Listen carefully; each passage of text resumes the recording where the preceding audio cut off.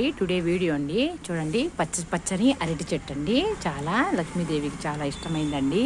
మనము ప్రసాదాలు కానీ దీపారాధన కానీ దీని మీద పెట్టి మనము చేయొచ్చండి. ఏ దోషం ఉండదండి. చూడండి ఎంత పచ్చగా ఉందో. కానీ ఇంటికి నేరుగా మాత్రము ఈ అరటి చెట్టు మాత్రం ఉండకూడదండి. చూడండి, మా ఫ్రెండ్ ఇది ఇల్లండి. చూడండి, దీనికి గెలగోడ వేసిందండి. కానీ అరటి కాయ అండి, అరటి పండు కాదు. చూడండి, ఇంకొంచెం ఒక 2 monthsలో అయితే అది కూడా కాయ పెద్ద అవుతుందండి. చూడండి ఎంత బాగుందో, పచ్చగా. ఎప్పుడైనా ఆకులు ఏమైనా కావాలంటే మా ఫ్రెండ్ వాళ్ళ ఇంటికి వచ్చి తీసుకుంటానండి. చూడండి ఎంత పచ్చగా ఉందో. దీంట్లో కానీ వేడి పాయసం, అప్పలం నంచుకుంటుంటే చాలా బాగుంటుందండి. అంటే పాయసం కొంచెం గట్టిగా ఉండాలండి, అంతే. చాలా టేస్ట్గా ఉంటుందండి. చేపల కూర కానీ ఓకేనండి, చికెన్ కూర కానీ అన్నం వేసుకొని తింటే చాలా భలే టేస్ట్గా ఉంటుందండి. కంటికి కూడా ముఖ్యంగా చాలా మంచిదండి.